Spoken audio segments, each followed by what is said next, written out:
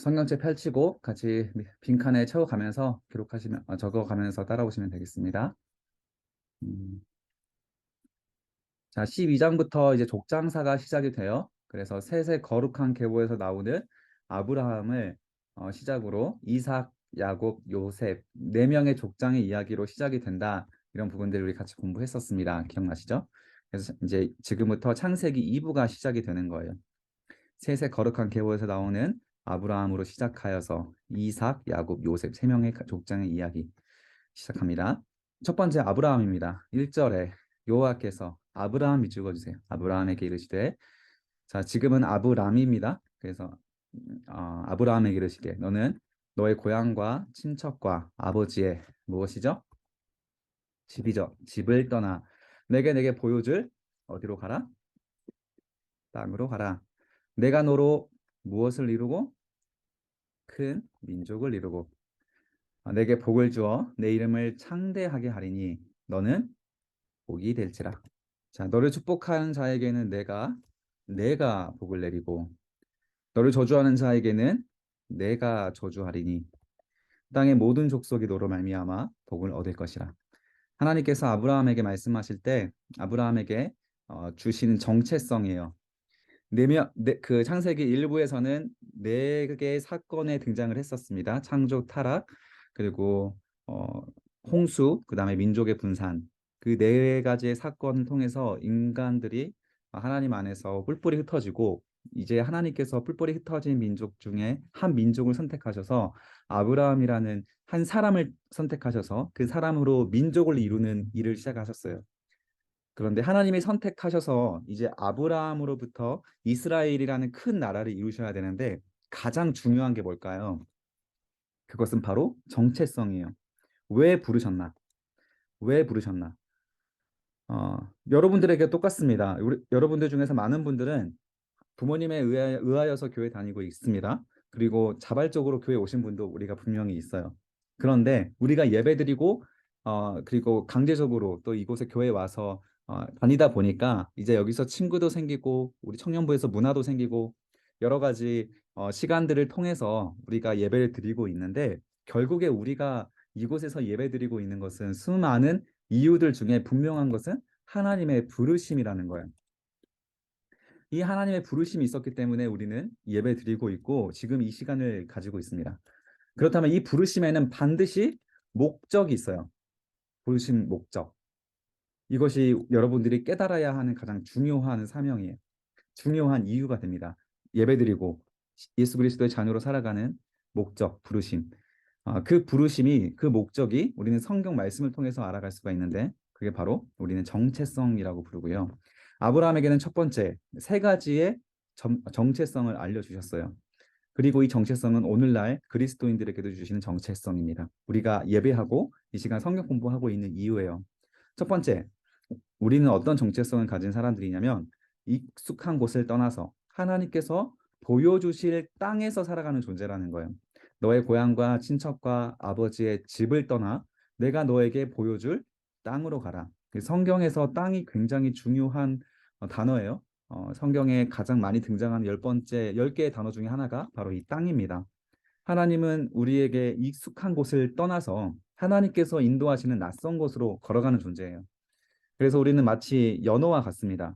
물이 흐르고 있는 그 물을 따라 흘러가는 연어는 죽은 연어죠. 우리는 세상을 역행해서 때로는 세상을 이끌어서 세상이 남들이 다 가고자 하지 않은 인간의 본성을 거스리는 불편하고 어색한 길로 하나님의 인도하시고 그곳에서 우리에게 보여주실 인도하실 그 우리 통해 이루실 그 사명을 우리에게 주시고 그 사명을 이루어 가면서 살아가는 존재가 우리 그리스도인이라는 거.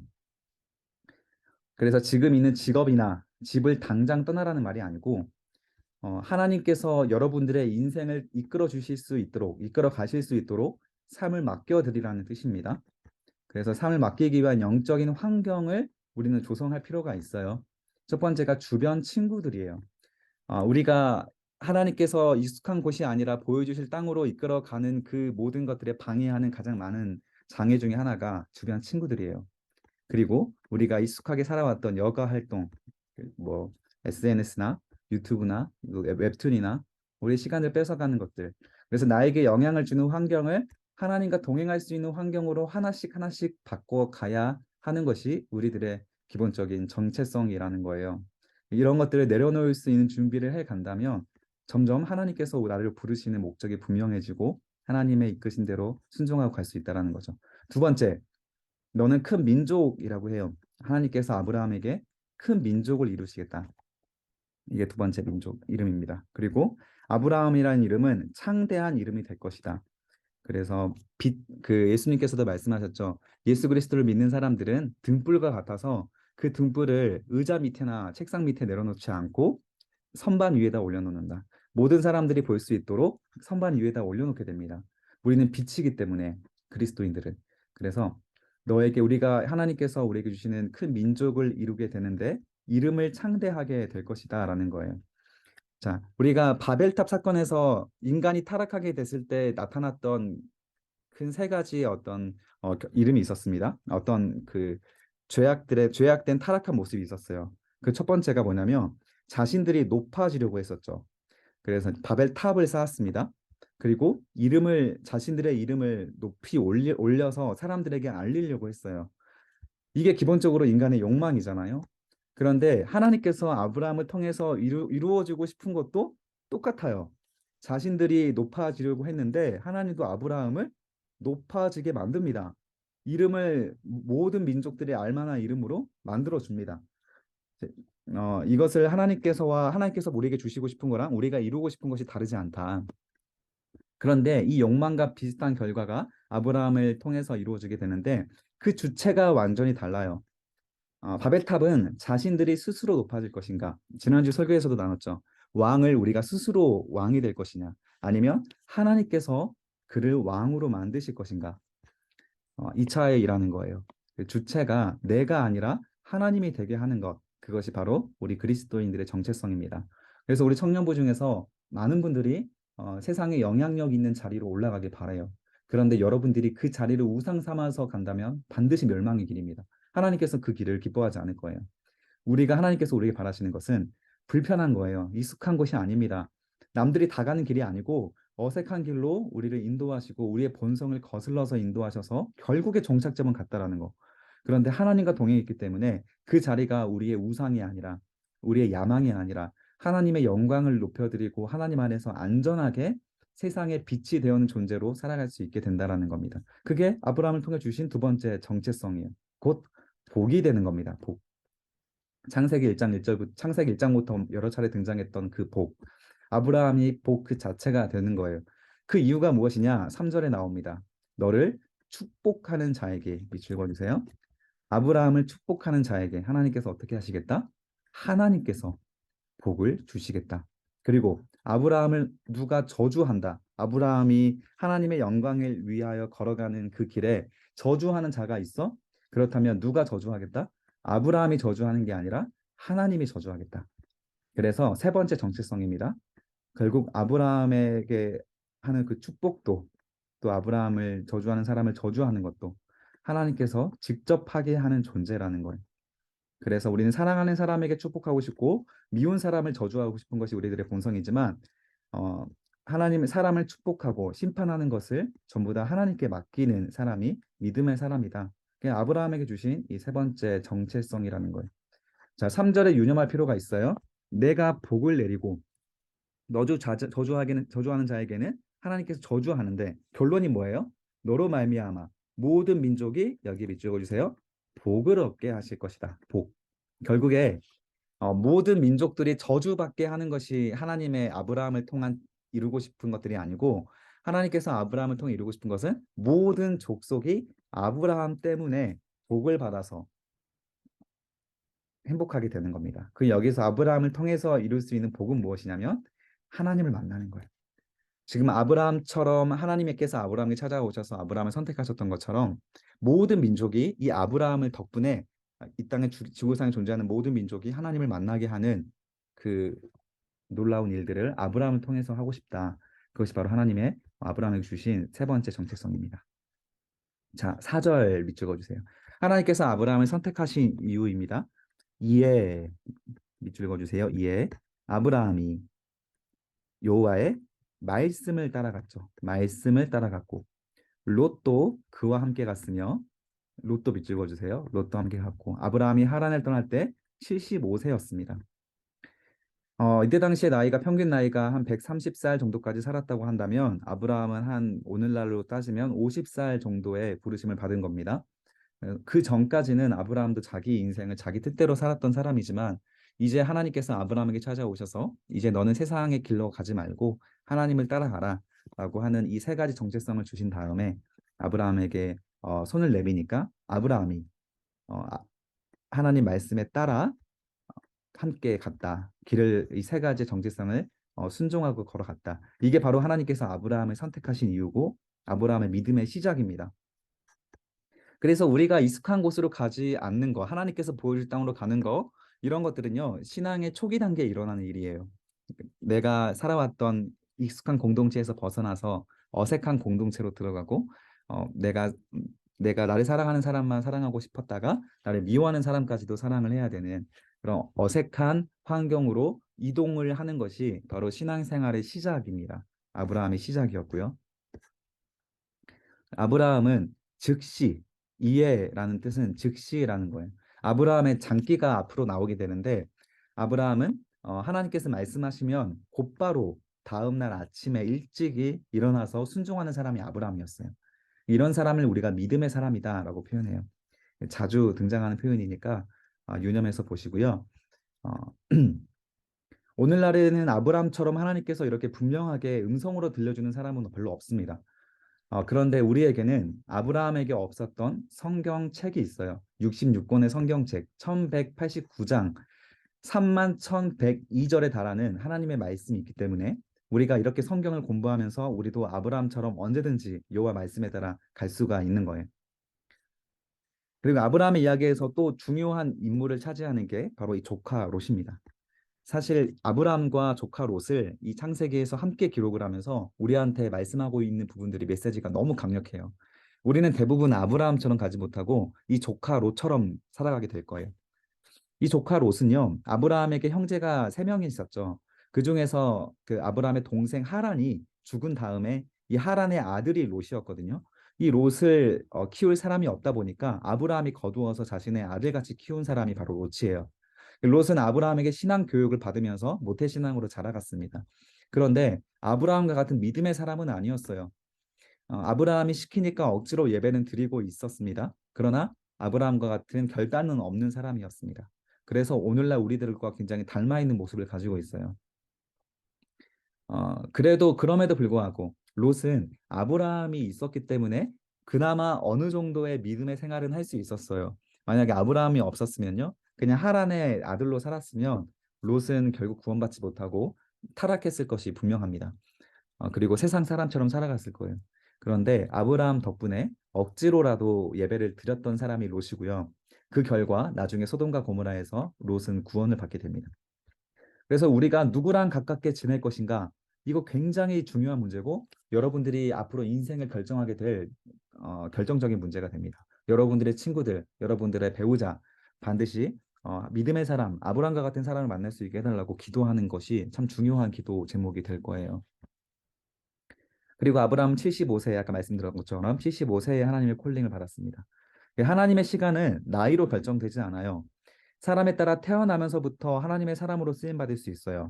우리가 설교 시간에 공부하고 있는 사무엘이나 또 그 신약 시대의 마지막 선지자라고 하는 세례 요한이라 이렇게 태어날 때부터 하나님께 쓰임 받은 사람이 있고요.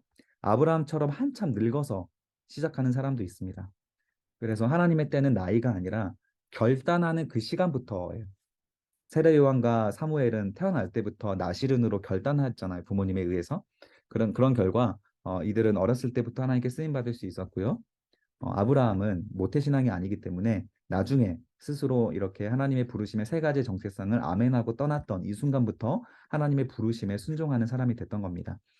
여러분도 마찬가지로 하나님의 부르심에 아멘하는 순간에 그때부터가 시작이에요. 그때부터 이 세 가지 정체성을 지키고 살아갈 때가 신앙생활의 시작입니다. 아직 그 타이밍이 안 왔다면 신앙생활은 아직 시작하지 못하고 있는 거예요. 그러나 이게 빨리 시작한다, 늦게 시작한다, 그게 아니고 지금 당장 항상 우리는 오늘을 살아가기 때문에 내일 결단할 것이 아니라 오늘 결단해서 지금부터라도 우리가 하나님 뜻대로 살아가겠다라고 하는 신앙생활을 시작하시면 되는 겁니다.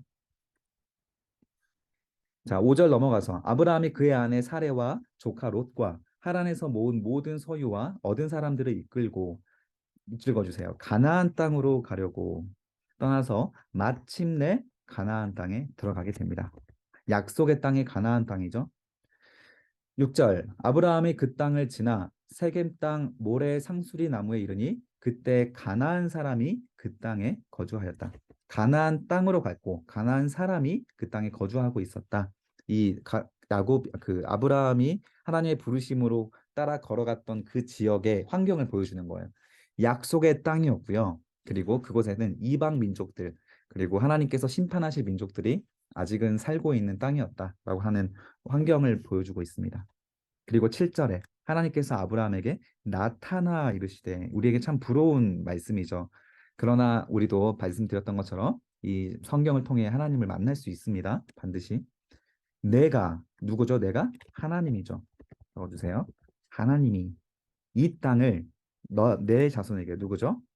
아브라함입니다. 그리고 오늘날의 믿음을 결단한 자녀들입니다. 하나님의 자녀들 이 땅을 너의 자손에게 주리라 하신지라. 자기에게 나타난 여호와께 그가 그곳에서 밑줄 그어주세요. 제단을 쌓고 여기서 제단을 쌓다는 말은 창세기에서 계속 예배를 드린다. 교회를 세우고 예배를 드렸다라는 표현으로 생각하시면 돼요.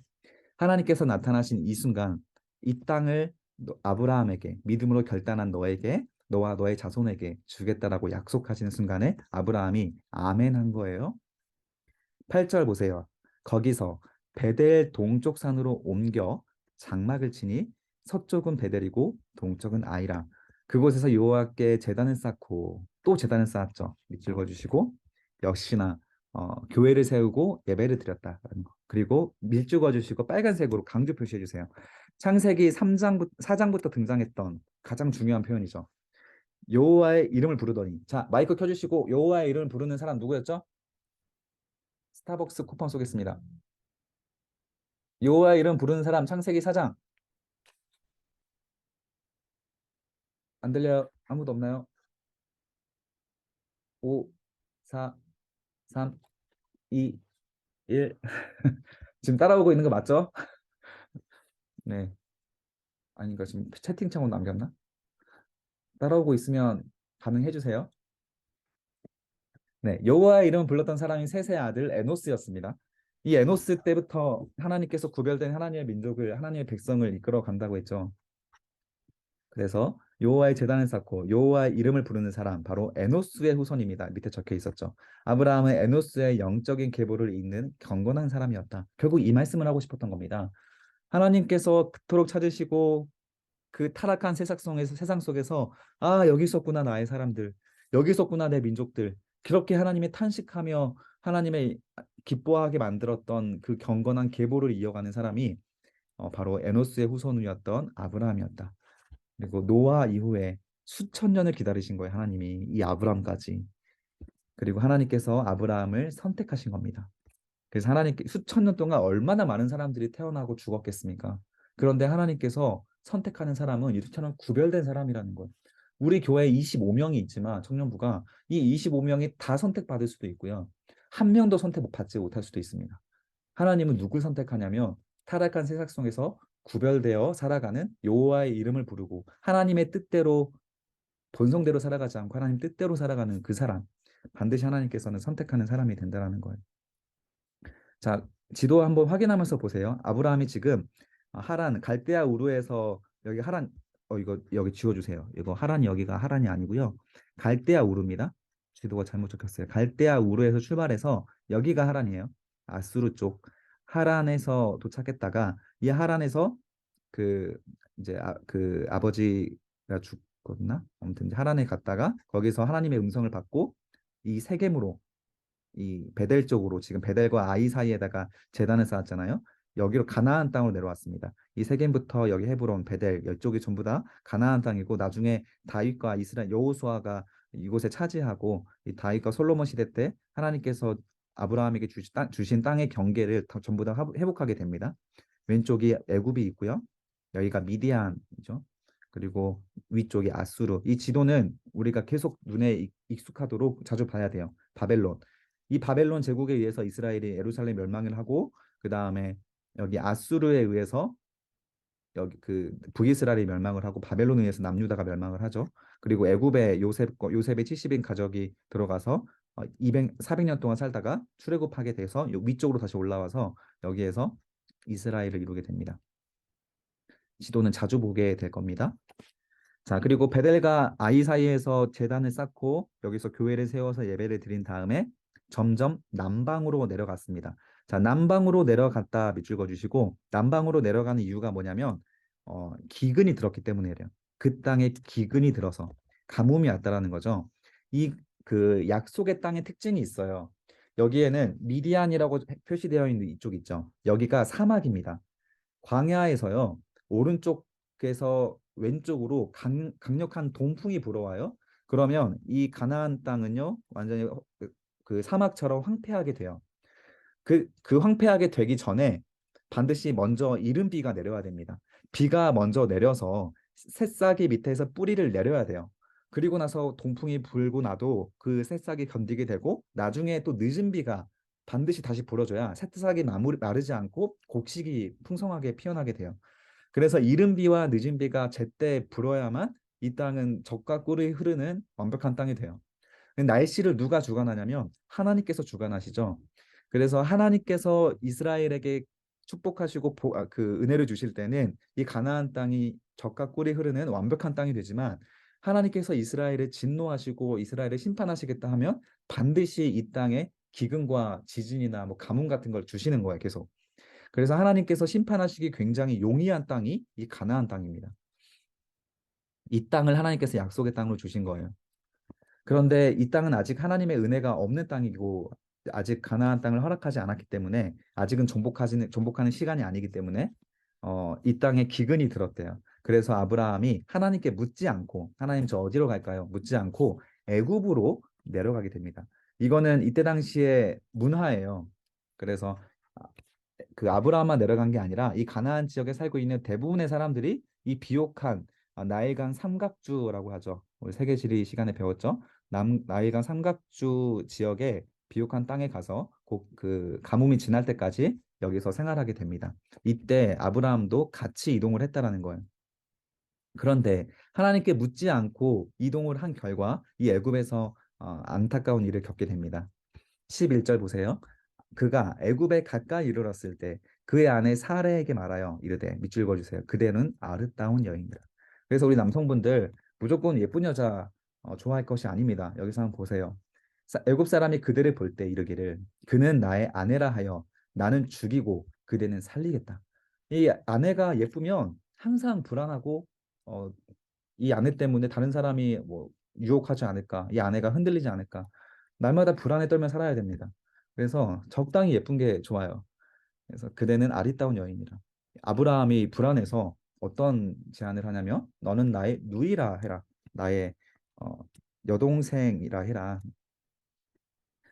그러면 내가 그대로 말미암아 안전하고 내 목숨이 그대로 말미암아 보존되리라. 그래서 참 치사한 거죠. 만약에 이렇게 여동생이라고 했다가 다른 사람이 데려가면 어떡하려고. 그러나 자기 목숨 때문에 이렇게 거짓말을 시키는 겁니다. 실제로 사라가 아브라함의 이복 여동생은 맞습니다. 배가 다른 친척이에요. 이때는 그렇게 결혼을 했으니까. 그런데 이것은 분명히 속이는 거짓말이고 자신의 생명을 위해서 사라의 입장을 생각하지 않는 이기적인 처사였어요. 그리고 하나님께서는 이 사례와 아브라함을 통해서 반드시 이삭과 그 하늘의 많은 별과 같은 이스라엘의 민족을 이루셔야 되는데 이런 아브라함의 실수 때문에 자칫하면 하나님 입장에서는 아브라함의 자손을 통해서 하나님께서 세우신 거대한 계획이 무산될 수 있는 위기 상황이 초래하게 되는 거예요. 그 첫 번째 이유, 아브라함이 하나님께 묻지 않고 남들이 다 가는 길로 갔다. 아브라함의 정체성 첫 번째 뭐였어요? 하나님께서 보여주실 땅으로 가는 존재였죠. 그런데 아브라함이 아직은 초신자였다 보니까 이게 익숙하지가 않은 거예요. 여기에 아멘을 해서 예배까지 드렸음에도 불구하고 상황이 어려워지니까 곧바로 남들처럼 애굽으로 내려가 버린 거예요. 그 결과 이렇게 불안에 떠는 일들이 발생하게 되고요. 그리고 거짓말해서 자기의 위기를 모면하게 되는 아직 초신자의 모습을 보입니다. 현재 살의 나이는 45세거든요. 그런데 오늘날 나이로 환산하면 이때 한 40살 정도 됐는데 그래도 이 함의 그 자손이었던 애굽 사람들은 그 약간 피부가 까맣습니다. 그런데 셈의 후손들은 피부가 하얗고 또 이목구비가 뚜렷한 이미지를 가지고 있어요. 그래서 애굽 사람들이 봤을 때 나이가 40세나 된 여인이었음에도 불구하고 그래도 그 굉장히 눈에 띄게 아름답게 보였을 거다라고 하는 부분들이 우리가 추측해 볼 수 있어요. 그리고 14절에 아브라함이 걱정했던 일이 발생합니다. 애굽 사람들이 그 여인의 심히 아름다움을 보았고 얼마나 예뻤을까요? 이 바로의 고관들도 신하들도 바로의 신하들조차 너무 예뻐서 바로 왕에게 칭찬을 추천을 해서 왕에게 데려갑니다. 바로 아브라함이 걱정했던 일이죠. 이에 왕이 그로 말미암아 아브라함을 후대함으로 아브라함이 양과 소와 노비와 이 노비에 밑줄거 주세요. 노예를 줬다라는 거죠. 이 노예가 바로 하갈, 나중에 사레와 갈등을 빚어댈 그리고 아브라함에게 이스마엘을 태어나게 할 이 노비가 여기서 아마 얻었을 겁니다. 그리고 암수 나귀와 낙타를 얻었습니다. 아브라함은 거부라고 불러요. 거룩한 부자라고 해서 하나님을 사랑하는 사람들은 이런 부자가 된다라고 이렇게 설교하시는 분도 있었는데 안타깝게도 그건 틀렸습니다. 아브라함은 처음부터 부자가 절대 아니었고요. 이렇게 실수해서 애굽으로 내려와서 자기 아내를 팔아가지고 부자가 된 사람이 아브라함이에요. 이걸 하나님께서 기뻐할 리가 없잖아요. 자, 아브라함께서 다급히 다급히 아브라함의 아내 사레일로 다급하게 적어주세요. 가로치고 다급하게 바로와 그 집에 큰 재앙 밑줄 그어주세요. 큰 재앙을 내리십니다. 그리고 이 큰 재앙을 바로 하나님께서 내리셨고 아브라함 때문에 내리셨다라는 것을 바로에게 깨닫게 하신 거예요.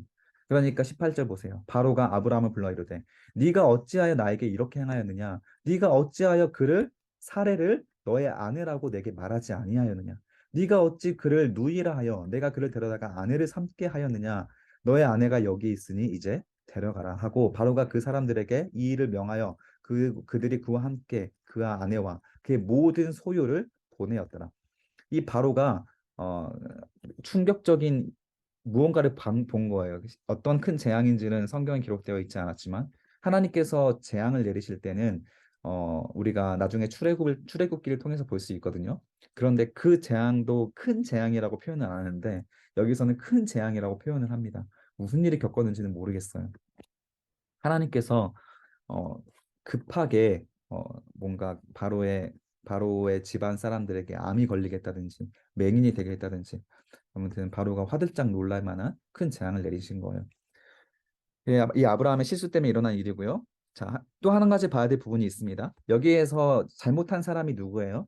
바로가 잘못한 게 아니라 아브라함이 잘못했습니다. 아브라함의 실수고 아브라함의 잘못인데 이 잘못을 누가 책망을 받냐면 바로가 재앙을 받아요. 이게 바로 하나님의 편애입니다. 중요한 부분이거든요. 하나님께서 이 정체성을 아멘한 사람들 있죠. 비로소 여호와의 이름을 부르고 하나님께서 주신 이 세 가지 정체성에 아멘하고 결단하고 살아가는 사람, 그 사람을 하나님께서 편애하기 시작하는 내용은 성경에 굉장히 많이 등장합니다. 여러분들 하나님의 편애 받고 싶지 않으세요? 하나님의 편애를 받으면 정말 세상 사람들이 볼 때 어떻게 이 사람은 이렇게 복이 많나? 어떻게 이 사람은 하는 일들마다 잘 되나? 이런 평가를 듣게 되게 되거든요. 다름이 아니라 아브라함처럼 그냥 이 하나님의 정체성에 아멘하고 결단하고 살아가면 된다는 거예요. 그러나 이것은 그다지 아름다운 모습은 아닙니다. 하나님께서 연약한 아브라함을 초신자인 아브라함을 살살살 달래면서 데려가는 거예요. 그러나 초신자였을 때 짓는 죄라고 해서 하나님께서 눈 감아 주시고 어, 보듬어 주시는 게 아니고요. 그냥 잊어 주시는 게 아니라 반드시 그 실수들 때문에 나중에 심판받고 고통받게 만들어요. 아까 말했던 이 소와 양과 노비, 이 노비에서 하갈로 인해서 아브라함이 얼마나 고통을 당하게 되는지 몰라요. 그리고 그 고통은 지금 오늘날까지도 무슬림과 이스라엘 간의 전쟁이 계속되고 있잖아요. 이때의 애굽으로 내려가지 않았으면 일어나지 않았을 갈등이고요.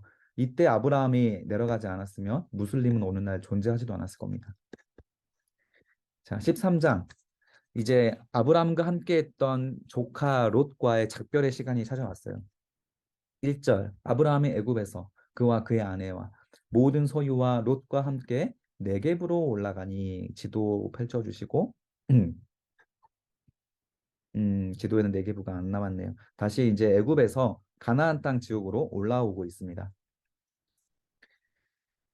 그리고 아브라함에게 가축과 은과 금이 풍부했습니다. 네겝은 가나안 남부 지역입니다. 아까 베델과 그쪽 베델 밑에 있는 지역이 네겝이에요. 가나안 남쪽 지역. 그리고 가축과 은과 금 전부 다 바로에게 받은 겁니다. 그래서 이것은 아브라함을 칭찬하는 내용이 절대 아니고요. 아브라함의 실수 때문에 하나님의 편애로 얻어진 그냥 돈이다. 하나님께서는 돈이 많과 적음으로 아브라함을 이용 어떻게 역사하시는 분은 절대 아니시기 때문에 3절 그가 네게부에서 길을 떠나 베델에 이르며 베델과 아이 사이 밑줄 그어주세요. 전에 장마쳤던 곳 교회를 세우고 예배를 드렸던 곳에 이르니 그가 처음으로 제단을 쌓은 것이라. 여기에서 뭐 했을까요? 여기에서 정말 중요한 부분이 또 나오죠. 여러분들이 이걸 볼 수 있고 기억하셔야 되는 말입니다. 여호와의 이름을 부릅니다. 여기에서 여호와의 이름을 부르면 뭐 했을까요? 여기에서 회개를 하게 됩니다. 하나님 잘못했어요. 이제 하나님 부르신 대로 하나님께서 이끄신 대로 이동할게요. 제가 하나님 뜻대로 움직이지 않았더니 이렇게 부르심을 받아서 하나님의 은혜를 받자마자 곧바로 또 큰 잘못을 저질렀고 나 때문에 바로의 집안이 큰 재앙을 받게 됐고 나 때문에 하나님의 역사가 크게 뒤틀릴 뻔했습니다. 저의 연약함을 용서해 주세요. 전에 제단을 쌓았던 곳으로 가서 다시 한번 초심으로 돌아가는 예배 시간을 이곳에서 그 아브라함이 보내게 된 거예요. 자, 5절 아브라함의 일행 롯도 밑줄거 주시고 양과 소와 장막이 있으므로 밑줄거 주세요. 6절 그 땅이 그들이 동거하기에 넉넉하지 못하였으니 이는 그들의 소유가 너무 많아서 동거할 수 없습니다. 누구 때문에 동거할 수 없게 됐냐면 아브라함 때문에 여기 애굽에 내려가서 너무 소유가 많아져서 같이 살 수가 없어요. 애굽에서는 이 많은 가축의 양떼를 다 이 나일강 삼각주에서 먹일 수가 있었지만 가나안 땅에 올라오니까 목초지가 별로 없어요. 다 황폐한 땅밖에 없습니다. 그러다 보니까 같이 두 사람이 가지고 있는 이 그 가축들을 먹일 수 있는 그 목초지가 부족한 거예요. 그래서 아브라함의 가축의 목자와 롯에 따르고 있는 가축의 목자 그 사람들이 서로 다툰 거예요. 그리고 게다가 가나안 사람과 브릿 사람과 원리 원주민들도 여기 살고 있었기 때문에 이 목초지 이 작은 땅 안에서 서로 가축을 먹이는 일 때문에 다툼이 생긴 겁니다. 그래서 이제 8절 보세요. 아브라함이 롯에게 한 가지 결단을 시킵니다. 우리는 한 친족이다. 너나 나나 내 목자나 너의 목자나 서로 다투게 하지 말고 자 이제 너의 앞에 온 땅이 있지 아니하냐 밑줄 그어주세요. 온 땅이 너에게 있지 않냐. 나를 떠나가라. 밑줄 그어주세요. 네가 왼쪽을 선택하면 나는 오른쪽을 선택하고 너희가 오른쪽으로 가겠다 그러면 내가 왼쪽으로 가겠다. 이게 하나님의 아브라함에게 보셨던 어쩌면 첫 번째 시험일 수 있겠습니다. 잠시만요.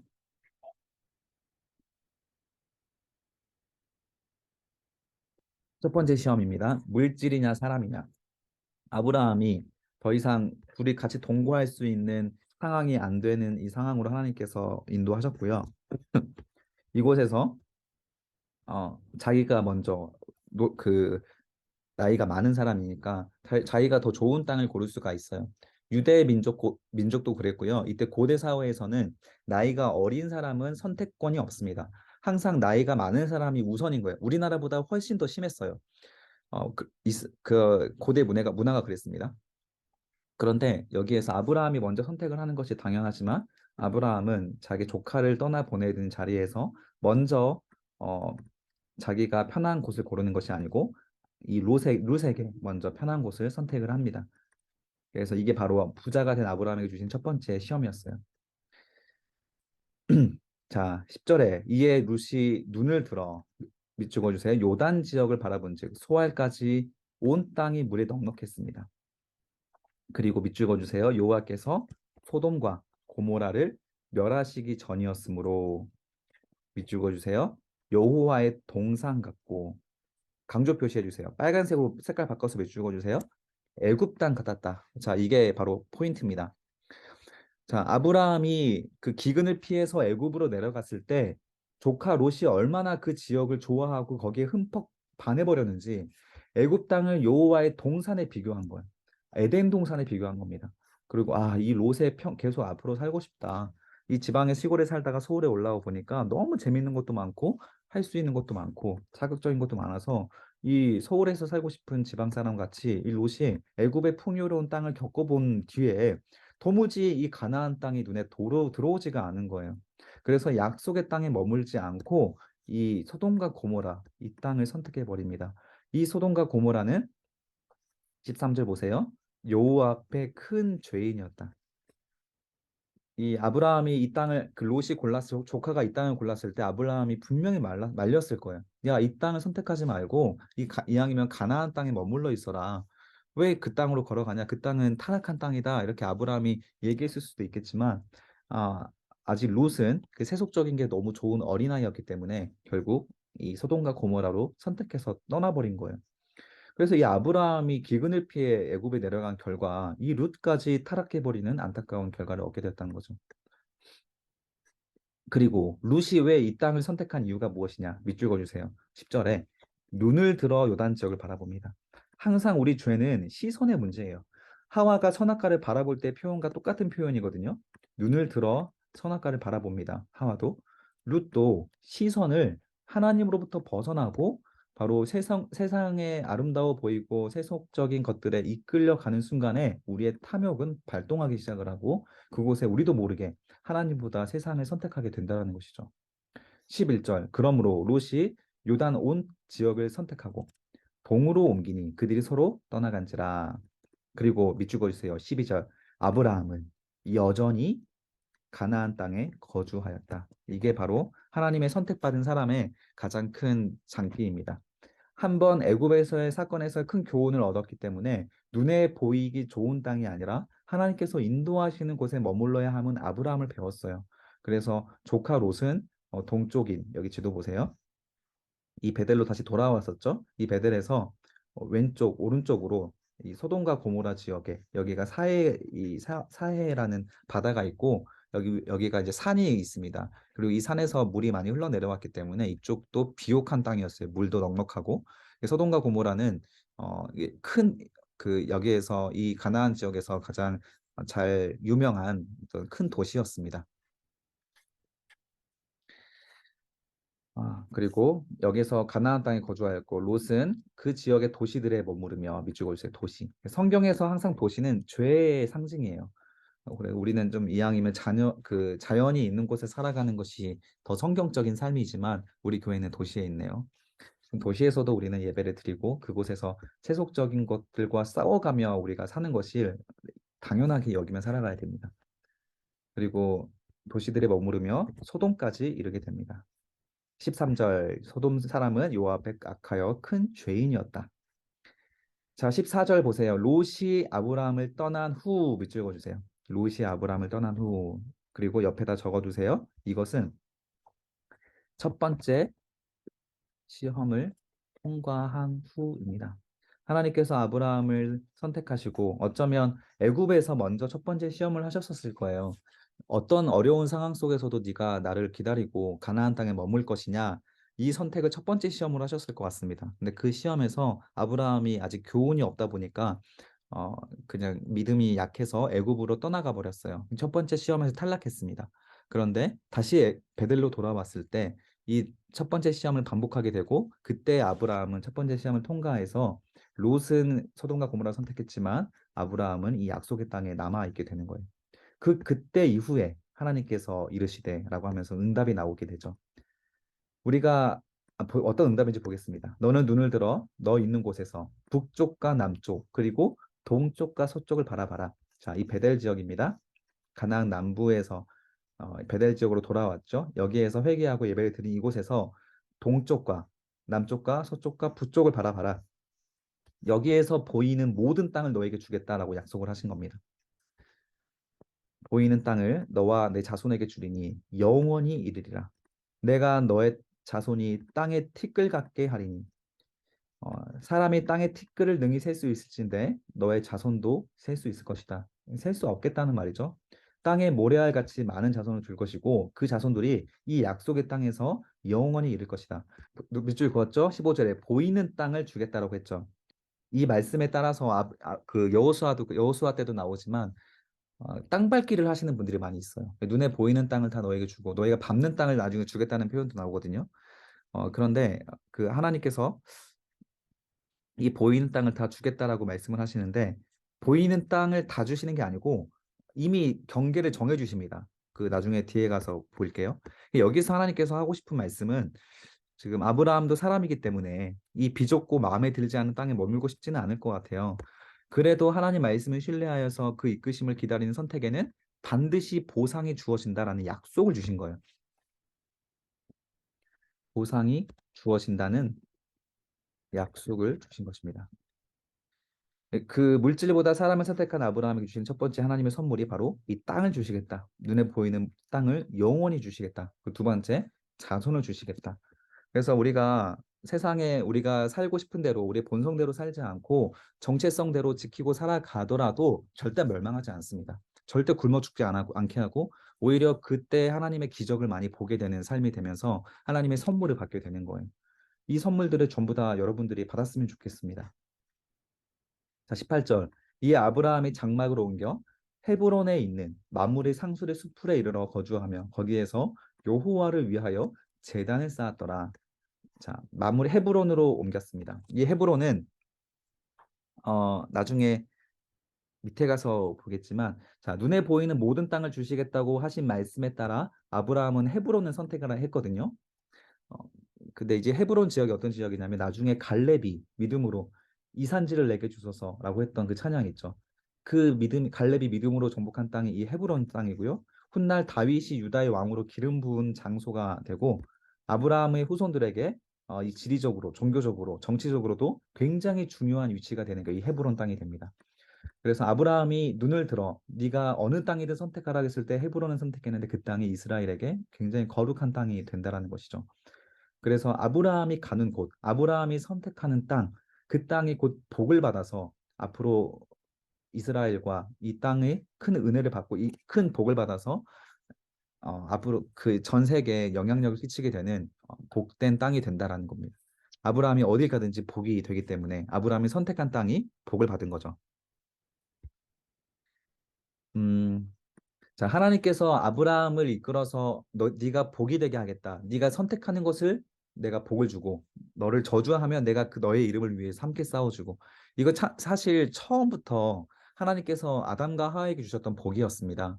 그래서 아브라함이 이름을 지으면 그 지역이나 그 동물들의 이름이 되고 식물들의 이름이 되잖아요. 그 아담이 하는 것마다 다 허락되고 그것들로 이름이 생기고 정체성이 생기게 만들어주는 것이 하나님의 자녀의 역할이었습니다. 그런데 인간이 타락한 다음에 그 하나님의 자격을 잃어버리고 복을 잃어버렸던 그 복이 이 아브라함 때에 다시 하나님의 선택하는 믿음의 조상 때에 다시 한번 하나님께서 그 복을 회복시켜 주신 거예요. 그래서 아브라함이 가는 곳마다 복을 받게 되는 은혜가 회복이 된 거죠. 그것이 나중에 그 아담과 하와가 선악과를 따먹고 나서부터는 그 아담과 하와가 저주가 되어 버렸잖아요. 가인 같은 경우에도 저주가 돼서 네가 가는 곳마다 곡식을 얻지 못할 것이고 그 땅은 저주를 받는 땅이 되어 버렸잖아요. 그게 인간의 하나님과 멀어지고 심판을 받았을 때 일어나는 현상이라면 아브라함과 같이 믿음으로 결단하는 정체성에 따라가는 수천 년에 한 명 나올까 말까 하는 믿음의 사람이 등장하는 순간에 그 아브라함을 통하여서 복이 이제 퍼져나가기 시작을 한다라는 개념이 이 아브라함에서 시작되는 겁니다. 그 내용이고요. 한번 읽어보시고 자 14장 넘어가겠습니다.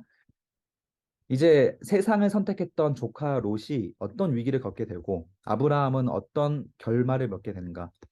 하나님의 땅을 선택했던 아브라함은 어떤 결말을 맺게 되고 세상을 선택했던 롯은 어떤 위기를 겪게 되는가? 1절 보겠습니다. 최초의 전쟁이 기록이 됩니다.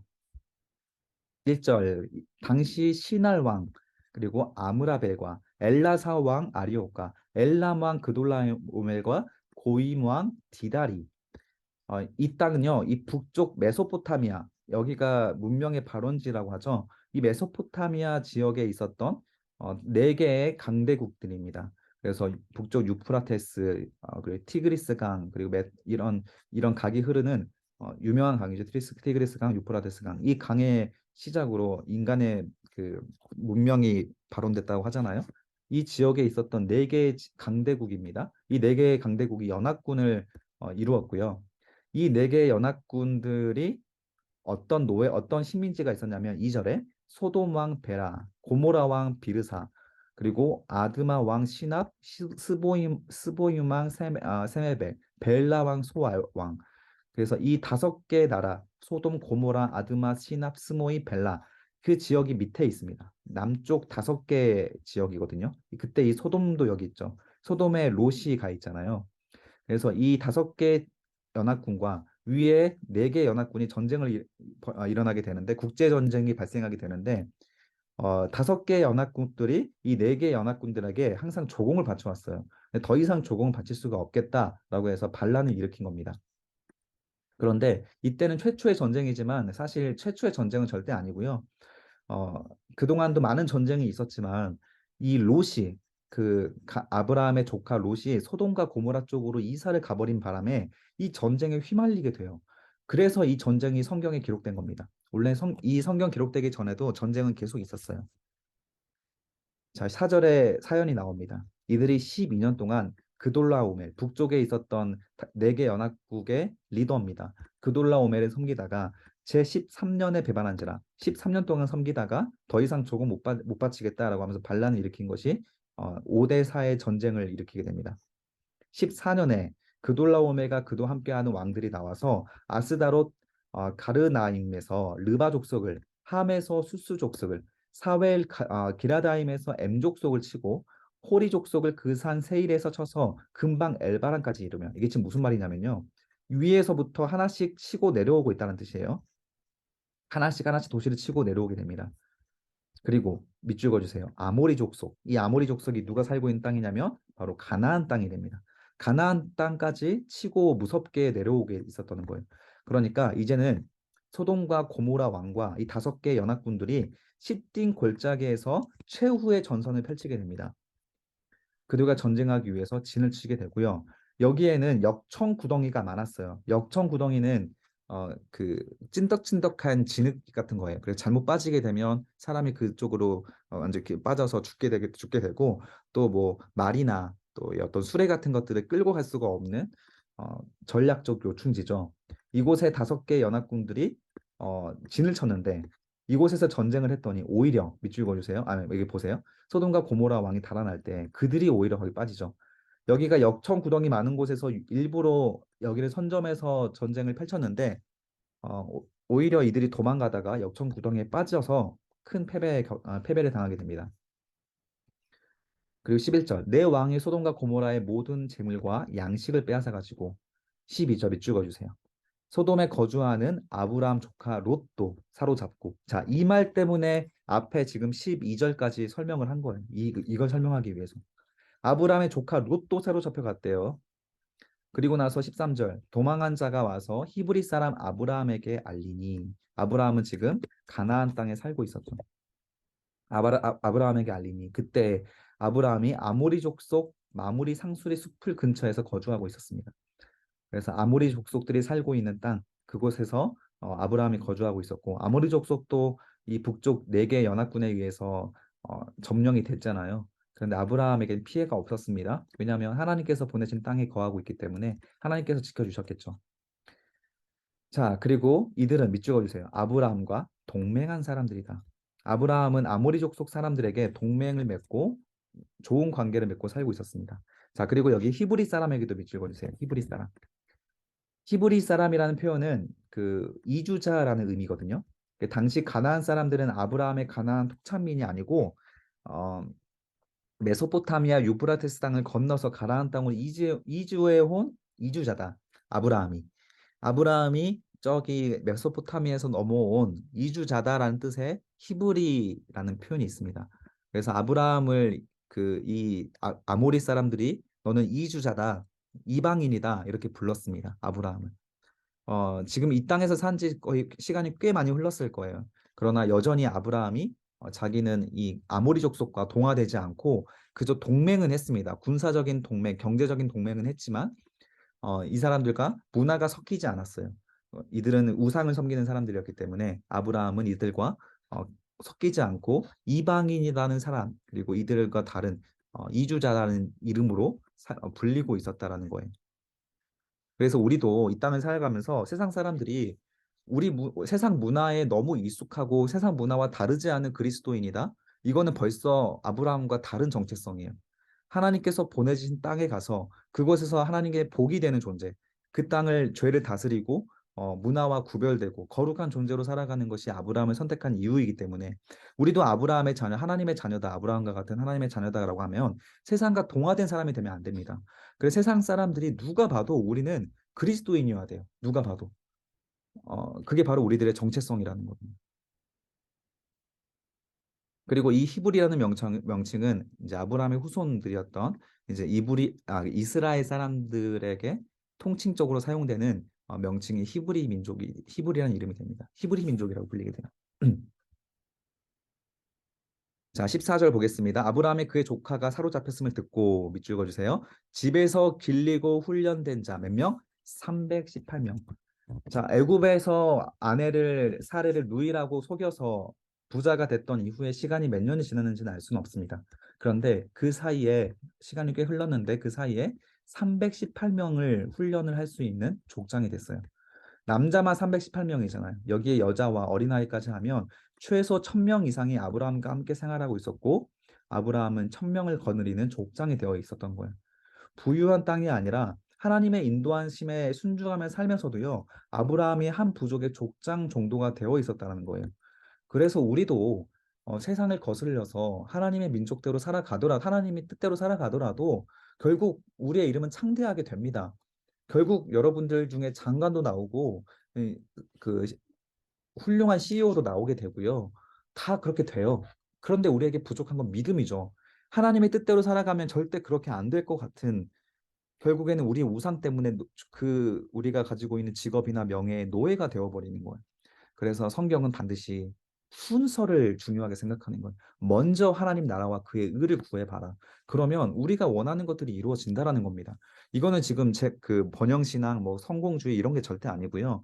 성경에서 기록하고 우리한테 알려주고 있는 성경적인 경제관이고 성경적인 성공관이에요.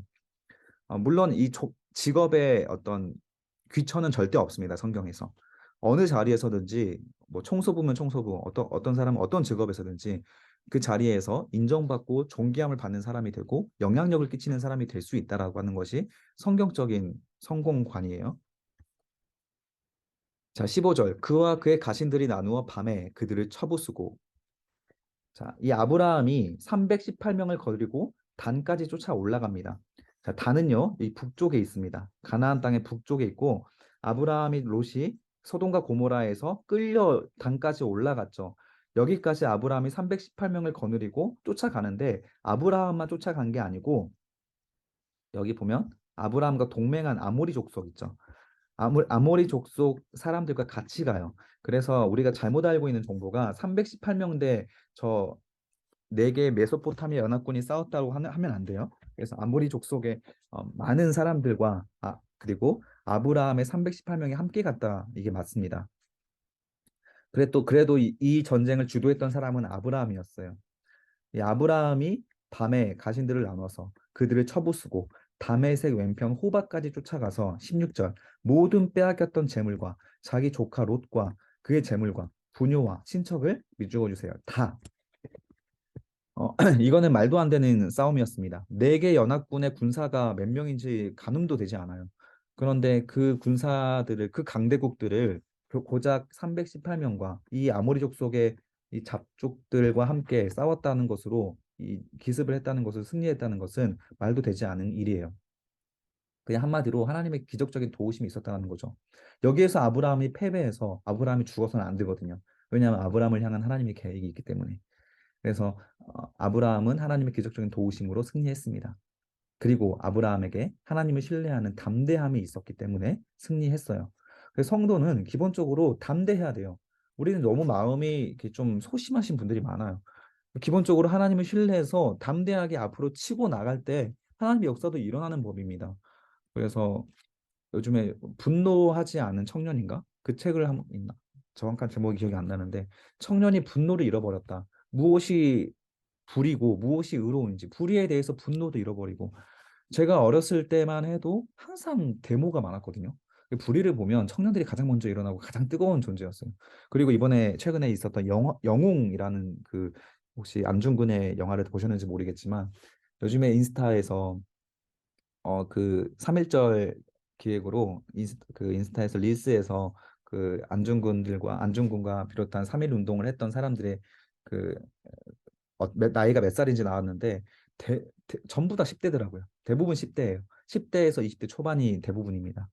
그 어린 나이 때 가장 뜨거울 때거든요. 그 뜨거울 때 어, 독립운동을 했던 훌륭한 사람들이었습니다. 근데 그리스도인들도 항상 뜨겁고 앞으로 치고 나가고 믿음으로 담대하게 살아가는 사람이에요. 성실하고 충성스럽고 담대하고. 왜냐하면 하나님에 대한 믿음이 있으니까. 그런 사람들이 세상에 영향력 있는 사람들로 자리를 차지하게 되고 그 자리에서 세상의 빛이 하나님의 영광을 드러내는 빛이 될 수 있는 거죠. 아브라함은 담대함이 있는 사람이었습니다. 이런 담대함이 있으니까 나이가 75세인데도 불구하고 모든 것들을 버려두고 하나님이 인도하신 땅으로 갈 수가 있었던 거죠. 자, 27절입니다. 아브라함이 그돌라오멜과 그와 함께한 왕들을 쳐부수고 돌아올 때 소돔 왕이 사회 골짜기 곧 왕의 골짜기로 나와서 그를 영접합니다. 소돔 왕은 지금 그 롯이 살고 있는 땅의 왕입니다. 이 왕이 나와서 아브라함에게 엎드리고 영접을 해요. 위대한 승리를 거둔 아브라함에게 감사의 표시를 합니다. 그때 우리가 이성으로 이해할 수 없는 인물이 등장을 합니다. 18절 밑줄 그어주세요. 살렘 왕 멜기세덱. 이 멜기세덱은 히브리서 7장에서도 나오는 인물인데요. 신비한 인물입니다. 그래서 그 바울조차 이 멜기세덱에 대해서 히브리서에서 이렇게 말해요. 너희의 이성으로 이해할 수 없는 존재. 우리들의 이성의 부족함으로 이해할 수 없는 존재라고 말합니다. 이 사람은 살렘 왕인데 왕이면서도 하나님의 제사장이었습니다. 이 살렘은 예루살렘을 상징하고요. 이 예루살렘 지역에 있었던, 그러니까 가나안 땅에 있었던 한 왕이었던 것 같은데 하나님의 제사장이었대요. 이 사람에 대한 정보는 여기에서 끝이에요. 이분이 어떤 분인지 모르겠지만 이분을 예수 그리스도로 상징합니다. 히브리서에서. 그래서 우리의 이성을 이해할 수 없는 신비한 인물이고 이 살렘 왕은 이 전쟁에 참여했던 왕은 아니에요. 그냥 예수 그리스도를 상징했다라고 정도만 그냥 신비한 인물로 우리가 이해하고 있으면 될 것 같습니다. 그런데 이 사람이 왜 중요하냐면 하나님의 제사장이면서 왕이거든요. 이스라엘 역사의 어떤 경우에서도 제사장이면서 왕인 경우는 없습니다. 그런데 베드로 전서에서 우리에게 주시는 정체성이 나오죠. 너희는 택하신 민족이요 왕 같은 제사장이라. 이런 표현 많이 들어보셨죠? 우리 그리스도인들의 정체성이거든요. 우리는 왕과 같은 제사장입니다. 이게 바로 예수 그리스도를 상징하기 때문에 우리는 작은 예수로서 세상과 하나님을 연결시키는 제사장 역할을 하고 또 이 세상을 그 하나님의 거룩한 땅의 왕으로서 이스라엘의 하나님의 하나님 나라에 다스리는 그 왕으로서 하나님의 그 가치를 세상으로 전달시키는 그런 모범의 삶을 살아갈 수 있는 왕 같은 제사장이다. 이렇게 정체성을 주거든요. 나중에 베드로전서 갈 때 그 부분 다시 한번 설명을 드리겠습니다. 자, 19절. 그가 아브라함에게 축복하여 이르되 천지의 주제시요 지극히 높으신 하나님이여 아브라함에게 복을 주옵소서. 그래서 이 멜기세덱이 아브라함에게 복을 주니까 너희 대적을 내 손에 붙이신 지극히 높으신 하나님을 찬송할지로다 하매 아브라함이 아멘하고 그 얻은 것에서 밑줄 그어주세요. 10분의 1을 멜기세덱에게 주게 됩니다. 이게 바로 최초의 11조입니다. 레위기에서 11조의 얘기가 나오지만 그 율법이 있기 전에 먼저 아브라함이 이렇게 11조를 멜기세덱에게 주게 되고요. 이게 바로 시험의 두 번째입니다. 물질이냐 하나님이냐. 아브라함이 이 전쟁에서 얻은 것들에서 10분의 1을 멜기세덱에게 주게 됩니다. 11조는 두 번째 시험이었어요. 처음에는 물질이냐 사람이냐라고 했을 때 사람을 선택했던 아브라함이잖아요. 롯에게 모든 것을 양보하고. 그런데 어, 두 번째 시험은 물질이냐 하나님이에요. 그래서 하나님 앞에 우리가 물질보다 하나님을 사랑할 수 있습니까? 라고 하는 질문이 이 아브라함이 아직 초신자일 때 하는 받은 이 테스트거든요. 그래서 우리가 11조 문제 가지고 사실 많은 고민들이 있습니다. 11조가 적지 않은 금액이기 때문에. 그런데 이 11조는 믿음이 좋은 사람이 하는 게 아니고 가장 기초적인 시험이 이 11조였다라는 거예요.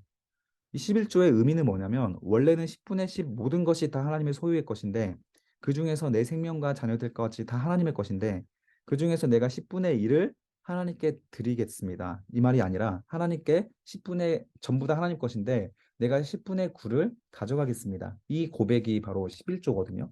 그래서 가장 기초적인 시험이다 이렇게 기록을 해놨는데 우리 청년분들 중에 사실 11조나 헌금 생활이 좀 약하더라고요. 제가 여기 와서 봤을 때.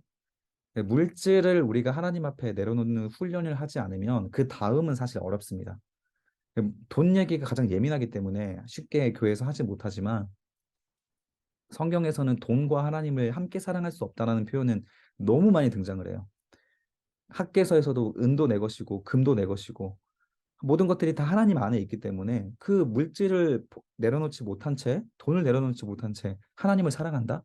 이거는 하나님께서 모순이라고 하는 거죠. 물질이 있는 곳에 우리 마음이 있기 때문에 우리가 하나님께 마음을 드린다고 했을 때 물질은 당연히 먼저 따라가게 되는 겁니다. 그래서 물질을 먼저 하나님 앞에 내려놓는 훈련을 한다면 하나님께서는 그 물질을 반드시 보상을 해주시고 우리의 신앙 고백을 온전한 신앙 고백 받아주신다. 그 성경에서 기록된 내용이기 때문에 여러분들이 이 물질의 테스트를 잘 통과하셨으면 좋겠어요. 저도 쉽지 않습니다. 저도 제가 이 사례비 받은 거에서 11조를 내기도 하고요. 또 제가 벌어들인 금액에서 11조 내긴 하는데 11조도 쉽지 않은 훈련이지만 또 애초에 그냥 11조는 하나님의 거다라고 생각을 하고 있으면 또 그렇게 어려운 것도 아니에요. 21절 넘어가겠습니다. 소돔 왕이 아브라함에게 이르되 사람은 내게 보내고 물품은 네가 가져가라. 자, 소돔 왕이 지금 전쟁에서 승리하게 해준 아브라함에게 어떤 기쁨, 감사를 표현하면서 이렇게 말을 합니다. 네가 그 얻은 전리품으로 얻은 사람은 내게 돌려보내주고 우리 사람들은 좀 돌려보내주고 그 네가 얻은 전리품 네가 가져가라. 보상으로 주겠다는 말인데 22절입니다. 아브라함이 소돔 왕에게 이르되 천지의 주제 지극히 높으신 하나님 여호와께 내가 손을 들어 맹세하노니 23절입니다. 너의 말이 내가 아브라함으로 치부하게 하였다 할까 하여 너에게 속한 것은 내가 실 한 오락이나 들매끈 한 가닥도 내가 가지지 않겠다. 무슨 말이냐면 세 번역으로 보겠습니다. 쉬운 번역이에요. 그대의 것은 실 오락이 하나나 신발끈 하나라도 내가 가지지 않겠어요. 어, 그 이유가 뭐냐면 그대 때문에 아브라함이 부자가 되었다고 절대 소문이 나지 않게 하기 위함이다라는 거예요. 당시의 문화에서 전리품은 승자가 취할 수 있는 당연한 거였지만 아브라함이 거절한 이유가 소돔 왕의 어떤 은혜 때문에 아브라함이 부자가 됐다라는 소문이 퍼질까 봐 거절했다는 거예요. 자기는 하나님의 도우심으로 부자가 된 것이지 사람의 도움을 받았다는 소문이 나는 것으로 하나님의 영광이 가려지길 원하지 않은 사람이 바로 아브라함이었습니다. 정말 작은 부분까지 소문까지도 다른 사람들에게 어떻게 보일까까지도 아브라함은 예민하게 생각했던 사람이 하나님의 영광을 가릴까 예민하게 생각했던 사람이 아브라함이었다. 이런 것도 우리가 배울 부분이라는 거죠. 오직 젊은이들 먹은 것과 나의 동행한 아넬과 에스골 마물의 분깃 이거는 그 아모리 족속이거든. 동맹한 족속들 그 동맹한 족속의 사람들 것은 좀 줘라라고 하면서 내 것은 줄 필요 없다. 그런 아브라함의 이타적인 모습도 보여주고 있는 거죠. 자, 15장 넘어가겠습니다. 굉장히 중요한 여기 개념이 등장해요. 기독교에서 가장 교리 중에서 가장 중요한 교리 바로 이신층의 교리가 나옵니다.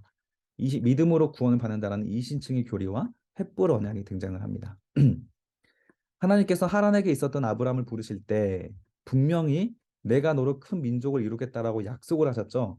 그리고 13장 16절에서도 재차 내가 너의 자손을 땅에 모래같이 많게 하여 셀 수 없게 하겠다라고 분명히 말씀을 하셨는데 가나안 땅으로 이주한 지 지금 몇 년의 시간이 지났음에도 불구하고 큰 민족은 고사하고 자녀 하나 없으니까 아브라함의 믿음이 흔들리기 시작을 하는 거예요. 자, 1절 보겠습니다. 이후에 아브라함의 말씀이 환상 중에 아브라함에게 임하여 이르시되 밑줄 그어주세요. 아브라함아 두려워하지 말라. 나는 너의 방패요 너의 지극히 큰 상급이다. 아브라함이 두려움을 겪고 있는 게 시간이 한참 지나고 나이는 더 먹어가고 이제는 사례가 언제 그 생리가 끊길지 모르게 되는데 더 이상 생리적으로 자식이 없는 나이가 낳을 수 없는 나이가 점점 다가오는데 자식이 한 명도 생기지 않으니까 아브라함에게 두려움이 생긴 거죠. 318명으로 그 북쪽 메소포타미아 연합군을 깨부셨던 아브라함이 이런 자녀가 없는 문제 때문에 두려움이 생긴 겁니다. 그때 하나님께서 두려워하지 말라. 아브라함이 하나님께 하소연하죠. 나는 자식이 없습니다. 이대로 죽으면 하나님, 저는 이 다메섹 사람 엘리에셀이 저의 상속자가 될 겁니다. 엘리에셀은 아브라함의 종입니다. 신실한 종이에요. 엘리에셀이 상속자가 될 것입니다. 그때 아브라함이 하나님께서 나에게 씨를 주시지 아니하였으니 내 집에서 길린 자, 내 우리 집안 사람 중에 노예 중에 한 명이 상속자가 될 겁니다라고 했던 거죠. 그때 4절에 보겠습니다. 여호와의 말씀이 그에게 임하여 이르시되 그 사람이 너의 상속자가 아니라 밑줄 그어주세요. 너의 몸에서 날 자가 상속자가 되리라. 하나님께서는 반드시 주실 거다. 끝까지 기다려라. 하나님께서 주시는 또 한 번의 시험이죠. 인내심을 계속 시험을 하는 겁니다.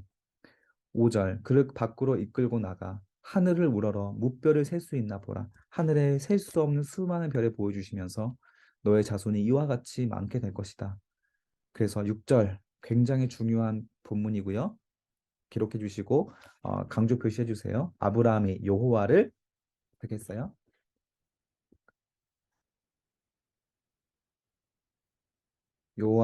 아브라함이 여호와를 믿으니 여호와께서 이를 그의 무엇으로 여겼다?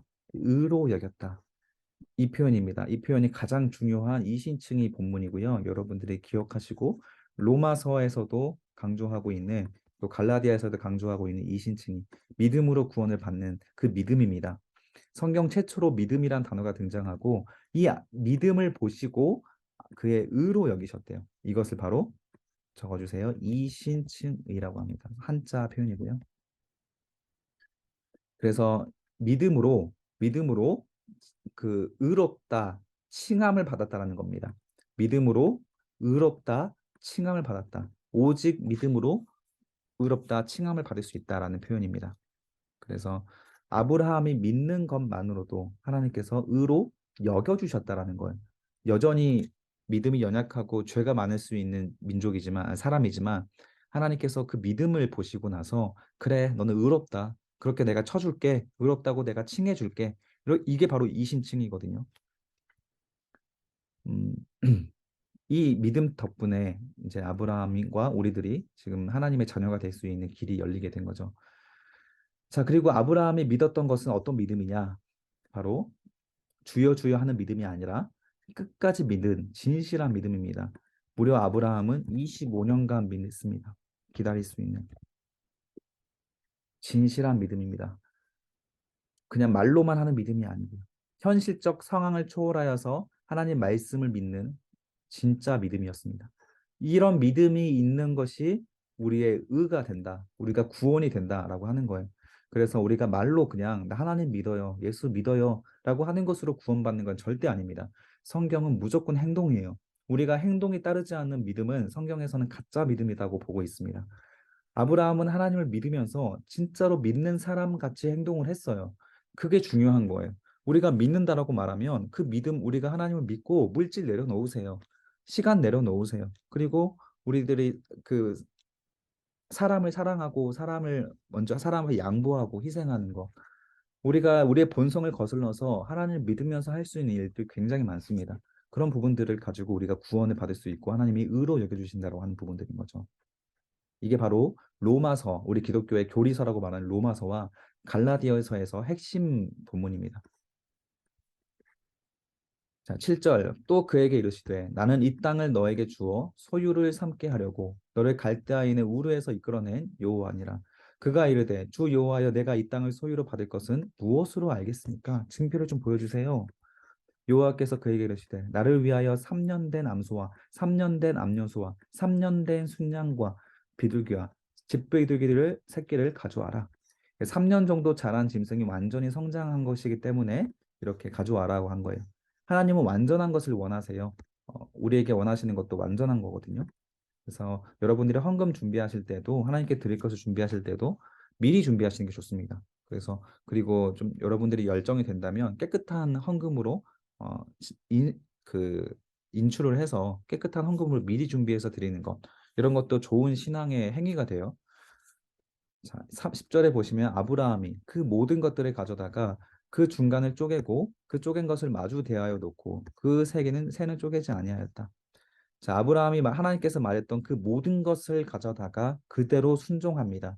이것은 노아가 하나님의 명령을 그대로 준행한 행실을 보면서 의인으로 여겨주신 거 기억나시죠? 6장에. 그것처럼 아브라함도 하나님 말씀대로 예배하려고 지키려고 노력한 사람이에요. 말씀하신 대로. 이게 바로 의로운 사람, 하나님을 믿는 사람들이 나타나는 증상입니다.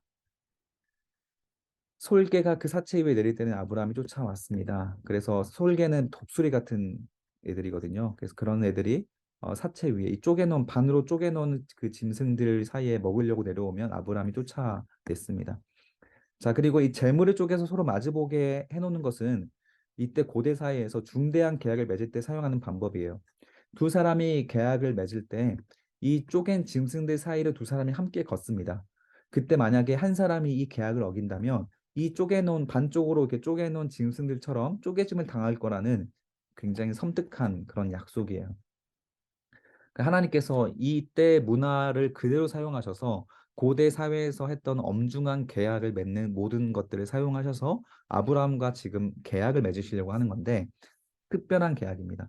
12절 해질 때 아브라함에게 깊은 잠이 임하고 밑줄 그어주세요. 큰 흑암과 무엇이 임했을까요? 큰 흑암과 두려움이 그에게 임하고.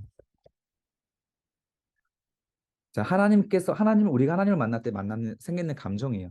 하나님을 만나면 너무 행복하고 마음이 너무 평안하고 너무 따뜻하고 그거는요 한 단계를 넘어선 다음이에요. 하나님을 먼저 만날 때에는 어, 어떤 따뜻함 또 그런 편안함 이것보다 오히려 많은 경우에 이런 두려움이 임합니다. 진짜 하나님 만났을 때 하나님은 우리가 상상도 할 수 없이 큰 우주를 창조하신 분이거든요. 그 거대한 존재를 만나는 일은 기본적으로 굉장히 두려운 일이에요. 이스라엘 백성이 나중에 출애굽할 때 그 시내산에서 하나님을 만나러 갈 때에도 이 두려움 때문에 올라가지 못하고 모세도 하나님을 떨기나무 가운데서 만날 때 두려워가지고 그땅 거기에 바짝 엎드려서 고개도 못 들어요. 하나님을 만날 때는요, 내 죄들이 하나님 앞에 그대로 노출되게 되기 때문에 당당할 수도 없을 뿐더러 존재 자체가 너무 거대하신 분이기 때문에 우리는 두려움이 임하게 됩니다. 아브라함에게 하나님께서 찾아오셨을 때 이런 흑암과 두려움을 느꼈다는 거죠. 자, 13절입니다. 여호와께서 아브라함에게 이르시되 너는 반드시 알라. 원어로 보면요. 알고 또 알아라. 무조건 알아라. 절대 잊지 말아라. 그 표현입니다. 어떤 말씀을 하시냐면 너의 자손이 이방에서 객이 되어 손님이 되어 그들을 섬기겠고 그들은 400년 동안 너의 자손을 괴롭히겠다. 이거 무슨 말씀이죠? 400년 동안 아브라함의 후손들이 나중에 요셉의 가족들, 야곱의 가족들이 애굽에 가서 이집트에서 400년 동안 노예 생활을 하게 될 것을 지금 몇백 년 전에 미리 예언을 하고 계신 거예요. 그들의 섬기는 나라를 내가 징벌할 것이다. 열가지 재앙으로 애굽을 징벌하시죠. 그리고 그 후에 너의 자손의 큰 재물을 이끌고 나오니라. 출애굽할 때 애굽에게 그동안 400년 동안 노예 생활을 했을 때 빚졌던 것들 전부 다 가지고 나옵니다. 그래서 이것은 예언을 500년의 미래를 예언한 것이지만 이 이야기를 듣고 있는 청중은 지금 500년 뒤에 모세와 함께 약속의 땅 앞에서 서 있는 이스라엘 사람들이. 그래서 하나님께서는요, 이 성경 말씀을 통해서 예언을 주시고 그 예언이 성경 시간대 안에서 이미 성취된 일이 많습니다. 구약의 일들도 신약에서 많이 성취가 돼요. 그리고 오늘날까지 성취가 되지 않은 것도 있습니다. 그래서 무엇이 성취가 된 본문이고 무엇이 성취가 아직 안 된 본문인지를 우리가 잘 배워야 이단과 다른 걸 알아요. 이단은 그때 성취가 아직도 성취가 안 된 게 있고 지금 자기들의 교주를 통해서 이제야 성취된 것들이 있습니다. 그런데 성경을 잘 보면 이것도 이미 성취가 된 겁니다. 400년 동안 너의 자손을 괴롭힐 것이다. 이거는 야곱 때 이건 500년 전에 예언을 한 거고 이때로부터 500년 후에 이미 성취가 되었다라는 거예요. 그리고 큰 재물을 이끌고 나오는 부분도 정확하게 성취가 됩니다. 자, 15절입니다. 아브라함 너는 장수하다가 오래오래 살다가 평안히 조상에게로 돌아가 장사될 것이다. 이 말씀대로 아브라함은 나이가 많고 기운이 다해서 175세에 가나안 땅 헤브론, 아브라함이 선택했던 그 땅 헤브론의 막벨라 굴에 장사하게 됩니다. 자, 16절입니다. 너의 자손은 4대 만에 400년을 뜻하죠. 4대 만에 이 땅으로 돌아오게 되리니 이는 아모리 족속의 죄악이 밑줄 그어주세요. 중요한 표현입니다. 죄악이 아직 가득 차지 아니하기 때문이다. 자, 이 아모리 족속은 아브라함이 롯을 구할 때 아브라함의 동맹한 민족이기 때문에 아직은 이 땅이 그렇게 죄가 가득 차지 않아서 하나님께서 이 땅을 진면하고 심판하지 않은 땅이에요. 이 땅을 심판하는 것은 훗날 500년 뒤입니다. 500년 뒤에 심판하게 되고 아직까지 죄가 가득 차지 않았어요. 이 말이 무슨 바꿔 말하면 하나님의 심판을 받을 만큼 아직 쌓이지 않았다는 거예요. 죄는요, 쌓이는 거예요. 우리가 하나님 없이 살아가는 그 시간에도 우리가 하나님이랑 상관없이 내가 원하는 시간 살아가더라도요, 죄는 우리가 망각한다고 사라지지 않아요. 남들에게 알려지지 않아서 묻혀진 죄들이 많겠지만 하나님 앞에서는 반드시 다 쌓여가고 있는 것들입니다. 그래서 우리가 죄를 두려워해야 돼요. 17절입니다. 해가 어두울 때에 연기 나는 화로가 보이며 타는 횃불이 밑줄 읽어주세요. 쪼갠 고기 사이로 지나가더라. 자, 아브라함은 자기가 하나님이랑 같이 걸어갈 줄 알았을 것 같아요. 그런데 하나님께서 흑암 중에 두려움으로 임하셨는데 그 하나님을 상징하는 이 횃불은 하나님을 상징하거든요. 이 횃불이 갑자기 자기 혼자서 쪼갠 고기 사이로 지나갑니다. 이거를 바로 횃불 언약이라고 불러요. 계약과 언약은 제가 지난 시간에 구분해 드렸죠. 절대 끊을 수 없는 게 언약, 좀 강한 계약의 개념이 언약이라고 했습니다. 그래서 이 횃불 언약인데 하나님께서 아브라함과 함께 걸어가서 아브라함이 이 계약을 어기면 하나님도 끊어버리는 게 아니고 아브라함은 그냥 지켜보고 있고 하나님 혼자 지나가시는 거예요. 하나님께서 이루실 언약이다라는 거예요. 그래서 원시복음 기억나시죠? 원시복음 이후에 다시 등장하는 사랑의 언약에 근거되는 언약이 이 횃불 언약, 트리니티라고 합니다. 횃불 언약. 그때도 설명드렸지만 다시 설명드린다면 횃불 언약은 인간의 행위에 의해서 구원이 결정되지 않을 거라는 걸 상징하는 하나님의 절대적인 사랑에 대한 언약이거든요. 그리고 이것은 예수 그리스도를 통해서 성취되는 언약입니다. 이것도 이미 성취되는 언약이고요. 그리고 이 언약은 스스로 구원에 이룰 수 없는 인간에게 주는 희망적인 언약이고 굉장히 중요한 언약입니다. 그러나 중요한 부분이 나옵니다. 구약의 중심은요, 신의 산 언약이에요. 613가지의 그 어떤 우리의 행위가 조건이 되는 그 신의 산 언약이 구약의 중심입니다. 그래서 하나님은 이 횃불 언약은 하나님께서 신실하게 이끌어 가시고 지켜 가실 것이에요. 인간에게 어떤 역할을 부여하지 않습니다. 그렇지만 인간을 심판하시는 것은 이 신의 산 언약을 어겼을 때 심판하십니다. 그래서 인간에게도 역할을 규범을 반드시 주신다라는 거예요. 이게 바로 거룩이거든요.